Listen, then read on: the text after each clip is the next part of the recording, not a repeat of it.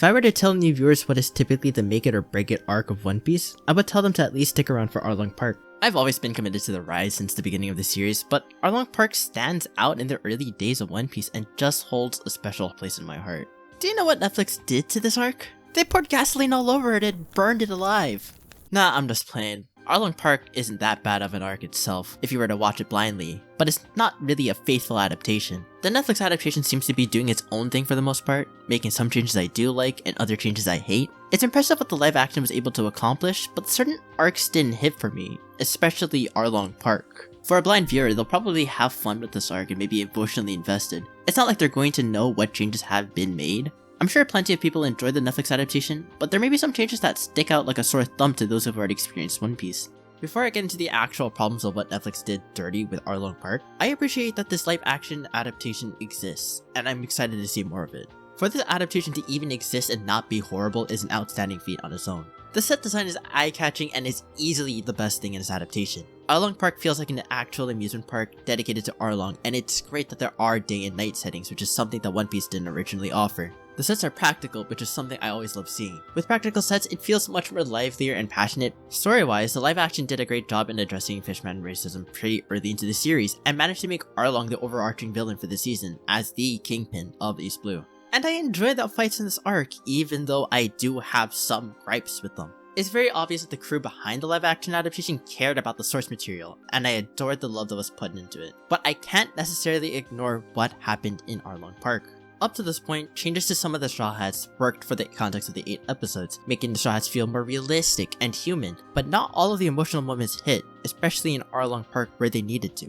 It feels like it's missing the emotional beats of what made the original so moving in the first place.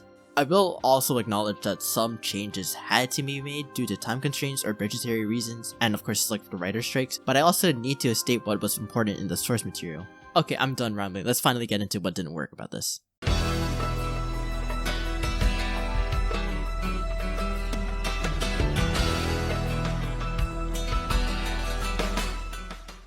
Zoro in the live action is a bit more stoic, and he does get his screen time to shine over the season. I did enjoy Netflix's version of Zoro, but there were more cuts to him than whatever Mihawk did to him. It kinda sucks that in Arlong Park there was a lot removed with Zoro. By no means did this ruin my enjoyment, I just wanted to point it out because everyone originally stood out in this arc, including the big guy himself. I understand that Zoro's fights with Hachi and Arlong were ultimately cut due to time and budget. Fighting an 8-limbed man is going to be expensive, so it makes sense for Hachan to be cut out. Although that would mean there would have to be some explaining to do if the show manages to get to Sabaody, but I'm pretty sure they'll get by. Arlong fighting Zoro is an underrated moment, even if Zoro doesn't really win in the end. Just after being cut by Mihawk, Zoro continues to press on through his injuries. He beats Hachi in a grim state, but he challenges Arlong because Luffy is too busy drowning. His fight with Arlong and Hachi was the first demonstration that Zoro was serious in his promise to Luffy. He said he wasn't going to lose another fight, but he did. Arlong beats Zoro in the end, but it's where he sees Zoro's cuts, and he realized that this man is a freak.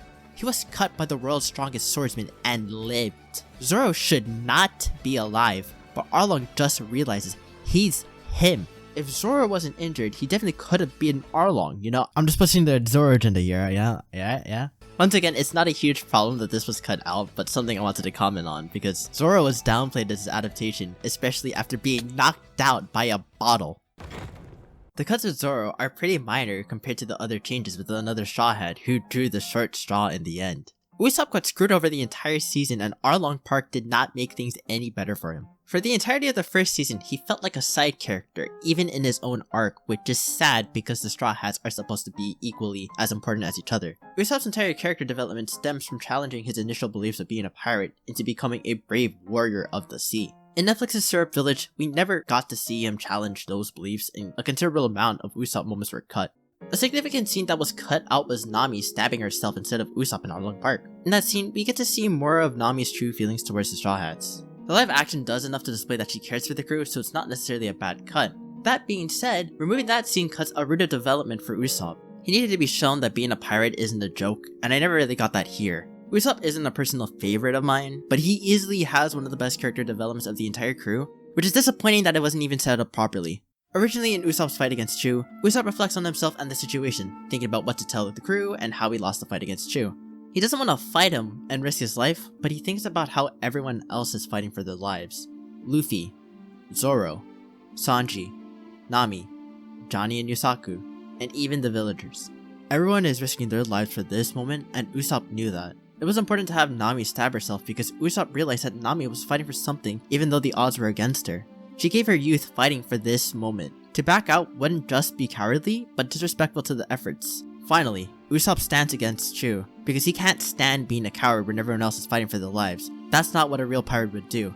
Yes, Usopp gets his ass beat, but he not only wins in this fight against Chu, but he managed to triumph over his fear and become the pirate he truly wanted to be. That was the moment Usopp became Usopp, the Sniper King. Oh yeah, and the live action is just reduced to Usopp tricking Chu and beating him. That's it. That's Usopp's moment in this arc. I can't deny that Chu being blown away is so funny, but Usopp pretty much walks out of this situation unscathed, not learning much from this experience. Battle scars are typically equivalent to the impact it has on a character. The original Usopp was pretty messed up, whereas in the live action, he's just fine. We don't get to see Usopp get beat up or struggle in his fight. We don't get to see Usopp's triumph of brains over brawn. It's disappointing that one of Usopp's first moments of character development was not just heavily toned down, but almost entirely removed. Usopp's cocky and childish nature is there, which Jacob embodies, but Usopp doesn't get enough depth in the live action to warrant him being a part of the crew. Maybe Usopp gets to shine in the second season, but they need to at least connect me with Usopp this season. In most pre-time skip arcs, every character gets to shine. Even though an arc typically has a central focus on a character, there are bits and moments in each arc that let them truly shine. It's saddening to see these moments cut out, especially when some of them are character defining. Speaking of character defining, Arlong Park is essentially the character defining arc for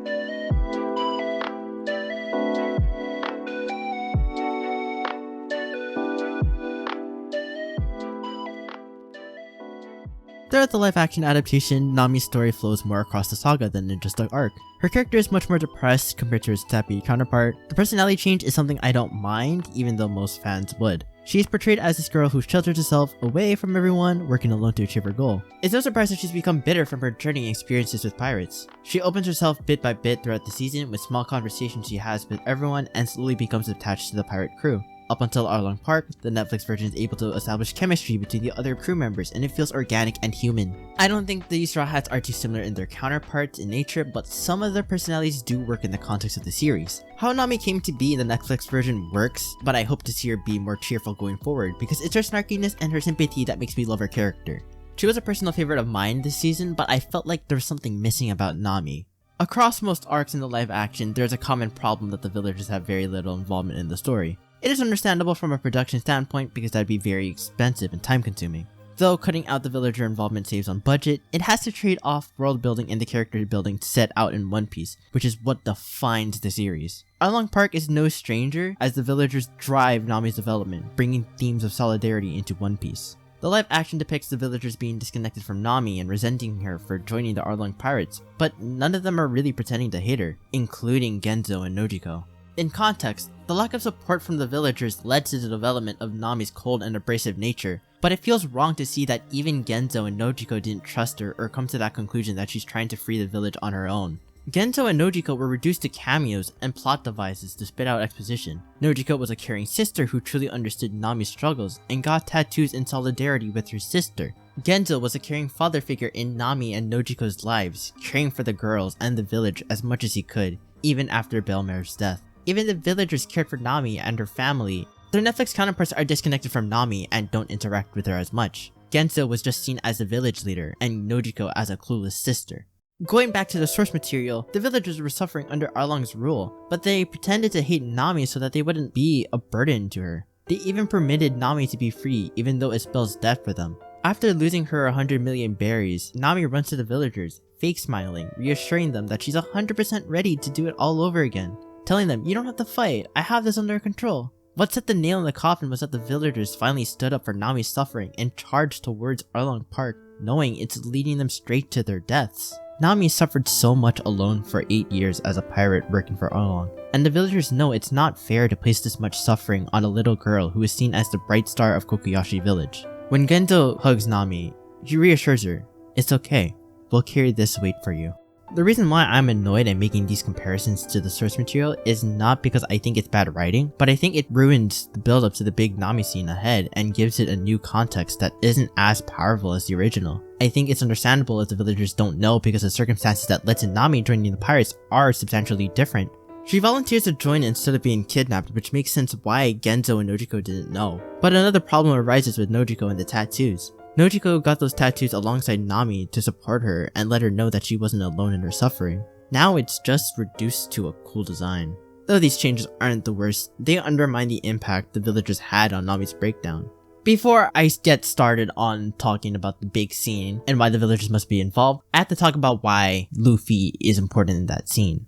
The scene is as equally important for the captain's emotional intelligence compared to Nami putting down her barriers. Throughout the live action, I felt like Luffy wasn't Luffy. This isn't undermining Nanaki's performance by any means, but it is a criticism of how Luffy came to be in the writing. Luffy doesn't feel as confident as his source counterpart. Rather than him being a big fish in a small pond, he's just a kid becoming a fully fledged pirate and finding his footing in the world of One Piece. He's much more doubtful in the struggles and his fights early in the series. It allows new viewers to connect with Luffy much more easily, but the problem is that Luffy being doubtful this early isn't characteristic of him. The one time he genuinely doubts himself is the biggest moment in his life. Look, I get it. Luffy is honestly a really hard character to adapt, and he's set entirely into a different context in the adaptation like most characters. He's a character that does whatever he wants and goes wherever he wants. He's unconventional, and him being stupid won't click as much with the average Western audience, but the excellence of Luffy is that he's so unconventional and unique as a main character even after 25 years in publication. There really isn't anyone quite like him. The live action makes changes to Luffy that go against the spirit of his character. Luffy truly shines as a main character when he displays his emotional intelligence and ability to show off as a captain. The biggest change I'm most upset about is when Luffy hears Nami's story from Nojiko. I can see some justification behind it since Nojiko doesn't know the full story herself and Luffy already made up his mind even before hearing the story, stating, "I'm tired of hearing about Nami from other people." The thing is, Luffy doesn't need any exposition because he just knows. He should have just fallen asleep like he did in Fishman Island. Luffy not needing to hear a story is important to his character and it's genius writing from Oda's end. It's a subtle expression of Luffy's emotional intelligence. Luffy wanted Nami to be his navigator and didn't want anyone else. There was no way he would leave Kokoyashi village without Nami, but he didn't need to find out more about what was going on. Luffy in the anime was straight up like, nope, I don't want to hear it, I'm walking away. And for most of the arc, he basically dicked around in Kokoyashi village until he found Nami again. It's a great setup for world building, letting the viewers explore the village through Luffy, but also setting the boundary that he's never going to know the full truth. Even in future arcs, Luffy never needs to hear a sob story to convince him to do something. He needs meat or any sustenance, but that's missing the point here. It's tragic Luffy is the way he is in his adaptation because Inaki is such a perfect fit for Luffy and I want to see him do more chaotic shit later on. Like, he's literally Luffy in real life. He's such a silly little goober, look at him! Now that I got the importance of Luffy out of the way, let's finally talk about how it adds up in Luffy's famous promise to Nami. On its own, the scene is strong and I have to give credit where credit is due. Emily Rudd gave such a heartbreaking performance and I can see people getting emotional from this. But when I think about how the scene plays out as an adaptation, it's missing the desperation of the situation, leaving the emotional impact of why the scene originally worked. Nami's breakdown is built from the fact that Nami has felt like she lost control of the situation and everyone she loves will die. From the Netflix version, the villagers don't have the money to pay for Arlong's tribute, and Nami lost the money she built up over the years. In the anime, Nami confronts Arlong about the Marines, and Arlong continues to torment her. Though Nami is set back from the Marines taking her money, she's already determined to do it again, even if it means she has to suffer for another decade. If anyone's going to suffer, she believes she should be the only one. The lack of control over the situation makes stabbing herself much more important. Nami has nothing left to do but stab herself because that's the only thing she can really do to insult Arlong, but he's already won. Everyone she loves is going to die to let Nami live a happy life. Though the circumstances are similar, the live action doesn't feel as strong because the audience doesn't get to see Nami connect with the villagers that much. The failure of not being able to stop the villagers from marching to their own deaths is just more powerful than the village being destroyed and having the villagers find out about Nami's situation right after. The scene is not only a crucial moment to display Nami at her most vulnerable, but it's a powerful moment for Luffy. Luffy finally appears to stop Nami from stabbing herself, but this time he's heard the story. When they speak to each other, the dialogue is about the same. Nami tells Luffy to leave because he doesn't know anything, to which Luffy replies, "I don't." It's nitpicky to be pissed about this line, but he can't just say this after hearing Nojiko ramble on about Nami's life. As I said before, Luffy didn't need to hear it because he can tell from face value what Nami, or rather any character, what they truly want. Up until Nami asked for help, he didn't buy whatever Nami had to say and didn't need to investigate any further. I don't like that the live action made Luffy listen because he now knows what's going on in the village. Using the same dialogue wouldn't work if you were to take away the context behind it. Luffy breaking down Nami's barriers, finally allowing herself to trust in tandem with Luffy's pure determination, makes this scene truly shine and is what made me truly invested in this story. For Netflix to adapt the scene 1-to-1, they would need to add the necessary context to the original, otherwise it wouldn't feel as impactful. I'm happy that the scene doesn't occur within a vacuum. The show does provide context, but it's not as emotionally impactful as it was mainly exposition speed up by characters who were closer to Nami.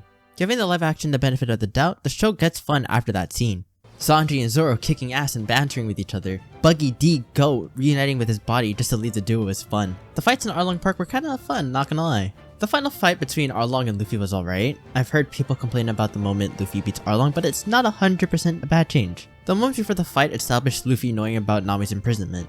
Luffy knows Arlong Park is Nami's prison and understands that Arlong has been using her. People really got pissed when Luffy said, "Maybe I can't beat you, but I can destroy everything you built." But that was to taunt Arlong. Luffy isn't really taking Arlong seriously in the fight. He's 100% confident he can beat Arlong and fully understands the gravity of the situation. Sure, Luffy would never even say that in the first place, but I think it works considering the circumstances here. It was satisfying to see Arlong Park end the way it did, but there was one overarching plot that still needed to be wrapped up. The dreadful marine plotline. I can go on and on about how unnecessary this plot was in the grand scheme of everything, and how future arcs basically achieve the same things the marine plotline does, but better. I just don't want to keep beating a dead horse, you know? I'm just gonna get this out though. Luffy becoming the pirate he wanted to be is done better in the future. Garp testing Luffy is done better in later arcs. And another character in the East Blue Saga challenges Luffy anyways. The only thing I have left to comment about the marine plotline is that it ate so much screen time that the other characters were underbaked. I just hope it was a one-time thing and that they never do this again. Overall, Arlong Park felt like it was too rushed. It cut down a lot of fun and important character moments. Understandably, some of the action scenes were cut for the budget, but other changes made in the Netflix adaptation didn't live up to the spirit of the source material. As much as I am excited for the next season, I'm kinda scared if they plan on cutting out more emotional beats, especially on Drum Island where I sob every time that scene plays. Maybe if Netflix ordered just one more episode of One Piece, there probably would be fewer problems in adapting Arlong Park. I feel like a hypocrite to ask Netflix to try to do something different with One Piece. Adapting One Piece with an original perspective is honestly the best approach to the series, but if Netflix is planning on adapting scenes 1-to-1, then they should also adapt the necessary context that led to those scenes. Otherwise, what you get is a recreation of important scenes without any weight behind it. In the end, Oda gave the final seal of approval for the series and what they were adapting, so I guess that's fine. I also don't know too much behind the production of the show, so I might be too ahead of myself in some of my criticisms. Arlong Park is a solid arc in the live action, but its adaptation frustrated me. For me, Arlong Park was the catalyst in the deep spiral of experiencing One Piece. It has so much replay value and I get to appreciate something new every time I watch it. It's a shame some people won't get to see what I appreciate about the arc, but if they manage to enjoy it just fine, then good for them. I really hope I'm not alone with the frustrations I had with the live action version of Arlong Park. Note that I'm not suddenly switching up on the One Piece live action because I always felt this way about the series ever since I first watched it. I just didn't really have the time to get this out sooner than I wanted to. I wish the best for the future of the Netflix adaptation of One Piece. The work they've done so far is impressive and has the potential to be greater. If you want to have a discussion, feel free to comment, and if you want to support me, you can like and subscribe. I intend on talking more about One Piece in the future, not just the live action. Thank you for watching, and while you guys are here, watch Invincible Season 2. Bye!